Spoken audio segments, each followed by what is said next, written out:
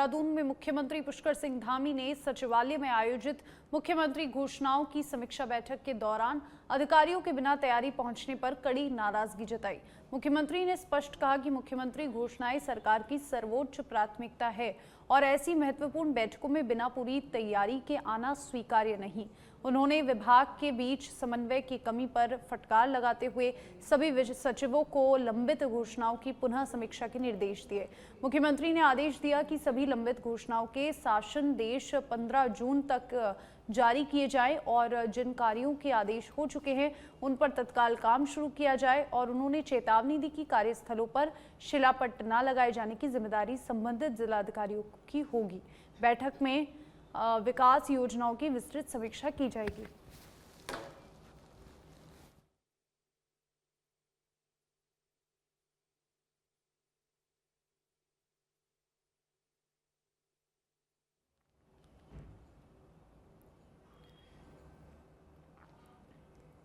उत्तराखंड में आज भी बदला रहेगा मौसम का मिजाज। 6 जिलों में बारिश और ओलावृष्टि की संभावना।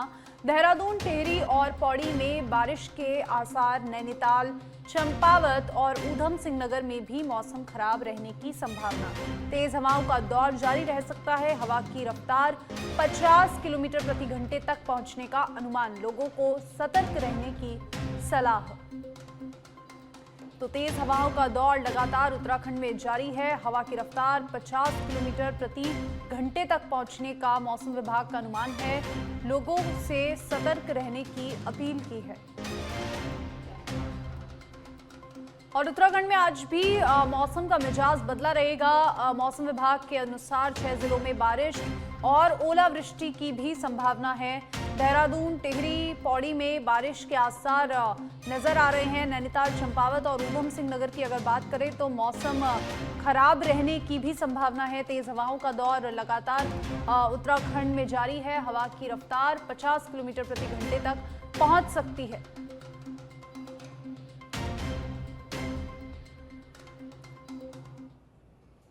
उत्तरकाशी की ऊंची पहाड़ियों में सोमवार रात अचानक मौसम ने करवट ली, जहां यमुनोत्री और गंगोत्री धाम सहित आसपास के क्षेत्रों में देर रात तक बर्फबारी हुई। मई के महीने में हुई इस बर्फबारी से पूरे इलाके में ठंड का असर बढ़ गया है और देखिए लोगों को जनवरी जैसी सर्दी का अनुभव हो रहा है। बर्फबारी के चलते निचले क्षेत्रों में तापमान में गिरावट दर्ज की गई है।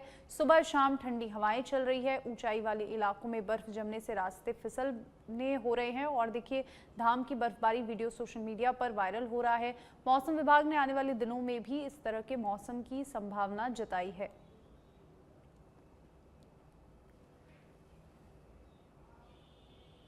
चंपावत जिले की बात करें तो लोहाघाट में पश्चिम बंगाल, असम और पौंडीचेरी सहित विभिन्न राज्यों में भाजपा को मिली अभिभूत सफलता के बाद पूरे क्षेत्र में जोरदार जश्न का माहौल देखने को मिला। नगर ग्रामीण क्षेत्रों में कार्यकर्ताओं ने दिवाली जैसा उत्सव मनाया, पटाखे फोड़े, एक दूसरे को मिठाई खिलाकर खुशी जताई। इस अवसर पर लोगों ने प्रधानमंत्री नरेंद्र मोदी को युगावतार बताते हुए गृह मंत्री अमित शाह, उत्तर प्रदेश के मुख्यमंत्री योगी आदित्यनाथ, उत्तराखंड के मुख्यमंत्री पुष्कर सिंह धामी के नेतृत्व की सराहना की। चंपावत में भाजपा जिलाध्यक्ष गोविंद सावंत के नेतृत्व में राज्य मंत्री श्याम नारायण पांडे सहित सैकड़ों कार्यकर्ताओं ने एकत्रित होकर जीत का जश्न मनाया। मतदाताओं का आभार भी व्यक्त किया।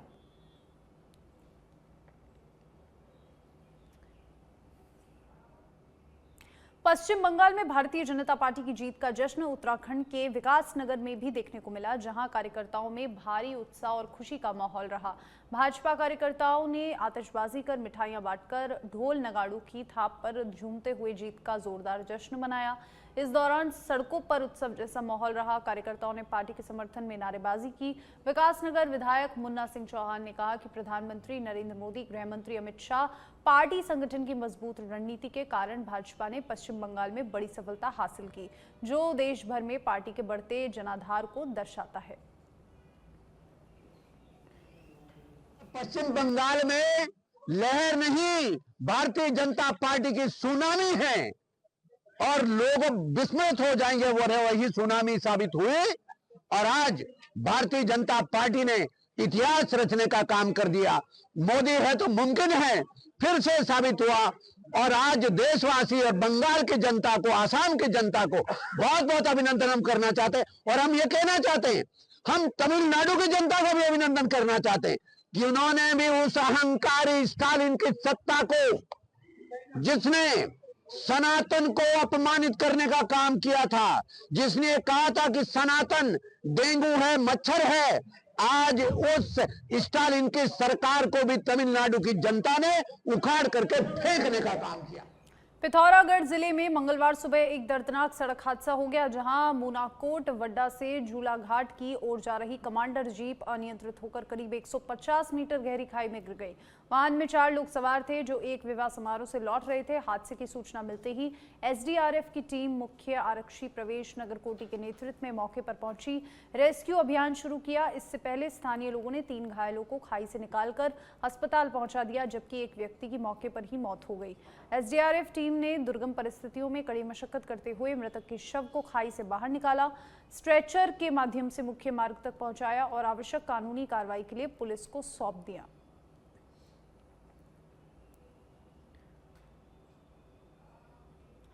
मसूरी में भाजपा की जीत का जश्न देखने को मिला, जहां पर मॉल रोड पर कैबिनेट मंत्री गणेश जोशी ने पार्टी पदाधिकारियों, स्थानीय लोगों के साथ मिठाई बांटकर आतिशबाजी कर खुशी व्यक्त की। इस दौरान मंत्री ने कहा कि बंगाल, असम में मिली जीत प्रधानमंत्री नरेंद्र मोदी के नेतृत्व, विकास नीतियों पर जनता के विश्वास का परिणाम है। उन्होंने इसे विकसित भारत 2047 के संकल्प की दिशा में एक महत्वपूर्ण कदम बताया। सभी कार्यकर्ताओं को जीत की बधाई दी। कहते थे कि मोदी जी का मैजिक समाप्त हो गया है, उन्होंने देख लिया कि मोदी जी का मैजिक बरकरार है। हमारे राजनीतिक चाणक्य अमित शाह और नए अध्यक्ष नितिन नवीन की जोड़ी ने जो कमाल करके दिखाया, विकास के नाम पर भारतीय जनता पार्टी वहां पर चुनाव लड़ी और एक थम्बिंग मेजोरिटी हमें वहां पर मिली है। इसके लिए मैं बंगाल की जनता का आभार करता हूं। तो वास्तव में आज लोकतंत्र की वजह वहां पर भी है, मोदी जी के विकास मॉडल की वजह वहां पर भी है, और ये लोगों के मुंह पे तमाचा है जो कहते थे कि मोदी मैजिक समाप्त हो गया। मोदी का मैजिक बरकरार है, बरकरार रहे।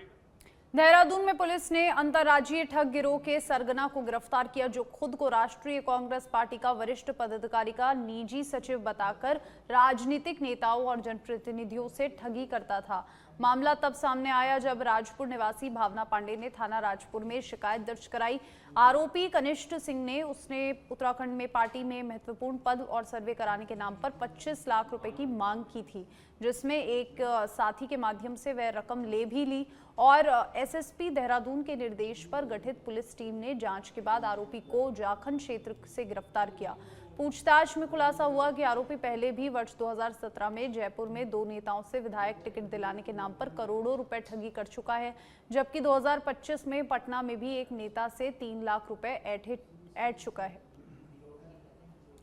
देहरादून से यह खबर, जहां पर देखिए कांग्रेस नेता का निजी सचिव खुद को बताकर करोड़ों रुपए की ठगी करता था, लोगों को टिकट दिलाने के नाम पर 25 लाख रुपए की मांग की और जयपुर और पटना में भी पहले बड़ी ठगी कर चुका है। और अब एसएसपी के निर्देश पर पुलिस ने एक्शन लिया, जाखन से आरोपी को दबोचा और जानकारी में फिर पता चला कि पहले भी ऐसे मामले आरोपी के खिलाफ हो चुके हैं। कांग्रेस नेता का निजी सचिव खुद को बताकर फर्जी आइडेंटिटी के साथ लोगों से पैसे ठगी करता था। देहरादून के प्रेस क्लब में उत्तराखंड क्रांति दल ने बड़ा शक्ति प्रदर्शन करते हुए व्यापक स्तर पर सदस्यता अभियान चलाया। इस दौरान हजारों लोगों ने पार्टी की सदस्यता ग्रहण की और जिससे कार्यक्रम में भारी उत्साह देखने को मिला। पार्टी नेताओं का दावा है कि प्रदेश में यूकेडी के पक्ष में माहौल बन रहा है, लगातार लोग पार्टी से जुड़ रहे हैं। कार्यक्रम में बड़ी संख्या में कार्यकर्ता और पदाधिकारी मौजूद रहे। यूकेडी नेता सुरेंद्र कुकरेती ने बताया कि एक दिन पहले ही 700 से अधिक प्रचार वाहन पूरे देश में रवाना किए गए थे, जिससे संगठन को मजबूत किया जा रहा है। पार्टी का कहना है कि उत्तराखंड में एक नई राजनीतिक लहर चल रही है, लोग स्वेच्छा से पार्टी से जुड़ रहे हैं, जो संगठन और राज्य दोनों के लिए सकारात्मक संकेत है। करीब 735 लोगों ने जो कल वहां ज्वाइनिंग की है, ये निरंतरता बनी हुई है। इस समय संपूर्ण उत्तराखंड के अंदर एक लहर चल रही है इस समय जो है, और उत्तराखंड क्रांति दल में सभी लोग स्वेच्छा से जो है आज का दिन विशेष है। ये सदस्यता अभियान के साथ साथ इस दल के लिए, इस राज्य के लिए ये वो क्षण है जिसमें कि तमाम उन लोगों ने जो है उत्तराखंड क्रांति दल की सदस्यता ली है, जो नीति निर्धारण एक स्तंभ भी कहा जाता है, शिक्षा विद जिनको कहा जाता है, तमाम उन लोगों ने, और हमारे जो रिटायर उप कुलपति हैं रावत जी और उनके साथ कई वरिष्ठ पदाधिकारियों ने या वरिष्ठ जो हमारे मान के चले हैं कि जो हमारे कर्मचारी हैं वर्ग के हैं, वरिष्ठ लोगों ने जो है उत्तराखंड क्रांति दल को उनके नेतृत्व में आज किया है। निश्चित एक शुभ संकेत है इस राज्य। देहरादून में एसएसपी के निर्देशों पर ऑपरेशन प्रहार के तहत दून पुलिस का सघन चेकिंग अभियान लगातार जारी है। पुलिस की अलग अलग टीमों द्वारा अंतरराज्यीय और अंतरराज्यीय चेक पोस्ट के साथ साथ आंतरिक मार्गों पर भी सघन जांच हो रही है। अभियान के दौरान संदिग्ध वाहनों और व्यक्तियों की गहन तलाशी ली जा रही है, जिससे कानून व्यवस्था को मजबूत किया जा सके। उच्च अधिकारियों के नेतृत्व में चल रहे इस अभियान का उद्देश्य पारंपरिक गतिविधियों पर अंकुश लगाना, सुरक्षा व्यवस्थाओं को और ज्यादा सुदृढ़ करना। पुलिस की सक्रियता से क्षेत्र में सतर्कता, सुरक्षा का माहौल देखने को मिल रहा है। और देहरादून में गदरपुर से भाजपा विधायक अरविंद पांडे ने अपने नाम से वायरल हो रहे पत्र को पूरी तरह फर्जी बताया। भाजपा प्रदेश मुख्यालय में आयोजित प्रेस वार्ता में उन्होंने कहा कि ये पत्र झूठा है, इसके पीछे विपक्ष की साजिश हो सकती है। वायरल पत्र में उत्पीड़न और अनदेखी के आरोप लगाए गए थे, जिनका विपक्ष दलों ने हवाला देते हुए भाजपा पर निशाना साधा। अरविंद पांडे ने सभी आरोपों को बेबुनियाद बताते हुए कहा कि पार्टी में उन्हें पूरा सम्मान मिल रहा है, वे संगठन के साथ मजबूती से खड़े हैं। उन्होंने ये भी स्पष्ट किया कि उन्होंने प्रधानमंत्री के किसी भी प्रकार की शिकायत नहीं की है, पार्टी के निर्णय का पालन करेंगे।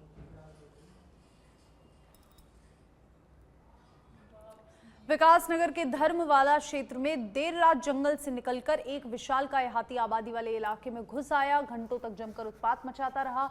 टिमली वन रेंज कार्यालय में कुछ ही दूरी पर इस घटना ने वन विभाग की मुस्तैदी पर सवाल खड़े कर दिए, क्योंकि हाथी लंबे समय तक इलाके में घूमता रहा, किसी को इसकी भनक तक नहीं लगी। स्थानीय लोगों द्वारा बनाए गए वीडियो में साफ दिखाई दे रहा है कि हाथी ने घरों के आसपास तोड़फोड़ कर दहशत फैला दी, जिससे लोग पूरी रात सहमे रहे।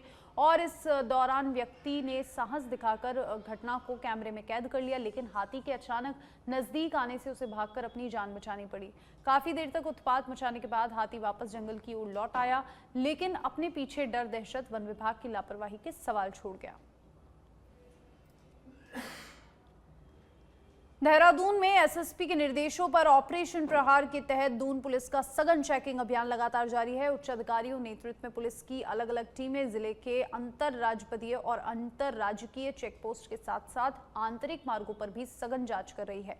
इस अभियान का उद्देश्य संदिग्ध गतिविधियों पर अंकुश लगाना, अपराधियों की आवाजाही पर नजर रखना, कानून व्यवस्था को मजबूत बनाना। पुलिस टीमों द्वारा वाहनों की गहन जांच की जा रही है, नियमों का उल्लंघन करने वालों पर कार्रवाई की जाएगी। इस अभियान से क्षेत्र में सुरक्षा व्यवस्था अधिक सुदृढ़ हुई है और पुलिस की सतर्कता को लेकर आमजन में भरोसा बढ़ा है। सेलाकुई पुलिस ने ऑपरेशन प्रहार के तहत दहेज हत्या के एक फरार आरोपी को गिरफ्तार किया। आरोपी आरिफ अली पर अपनी पत्नी शाहीन बानो की चुन्नी से गला घोटकर हत्या करने का आरोप है।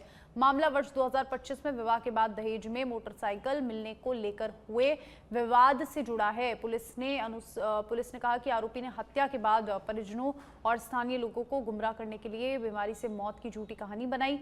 वादी लाल मोहम्मद की शिकायत पर मामला दर्ज कर पुलिस ने जांच शुरू की। मुखबिर की सूचना पर आरोपी को सेलाकुई बाजार क्षेत्र से गिरफ्तार किया। पुलिस मामले की आगे की जांच कर रही है।